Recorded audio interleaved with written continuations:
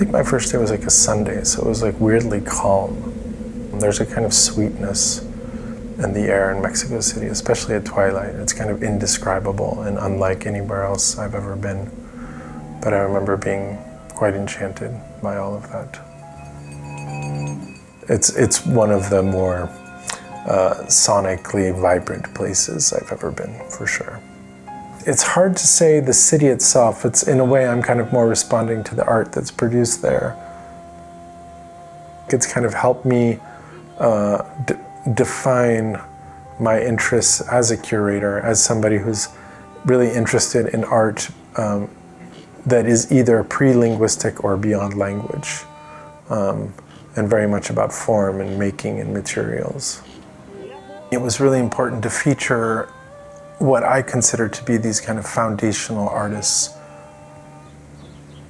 Their works very marked by the city, by the texture of the city, and then they in turn also mark it through their specific portrayals. So there's this kind of really nice moment of, I think, mutual transformation. And it seems like, in a way, they kind of jump-started or kick-started a kind of contemporary sense of Mexico City in at least the artistic global imaginary.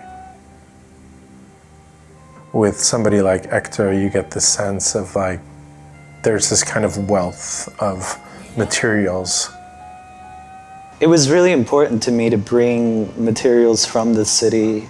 There are cactus tips, and the rope is made out of the same cactus that the thorns come from. And in pre-Hispanic times, the thorns were used as needles. They were cut from the cactus. And when cut, they were still attached to the fibers. I have no plan for the installation. I kind of just want to react to the space and almost treat it like the studio in a way. And it's a way I'm really comfortable working is just being present and making on the spot. I started playing with blinds because I found one blind in the garbage, but I was following a very clear concept in all my work, and it was not damaging the objects that I had. I wanted to play with them and always give the possibility to the objects to go back to what they were before. It was this kind of love story with what we have, with the environment, with the objects, with all what exists in the planet. The first one that I did, they were like wings. They were really hard to keep, but it was a beautiful moment. So at that time and with this series, I was searching for this precise moment, just an instant of creating something and then let it go. Because I believe that's a much more real approach to life. Let things happen and then let things go back. Jackie Irvine's video creates this like visual and sonic montage of the amazing richness of all the sounds in Mexico City, and then weaves it together with this kind of Irish dirge.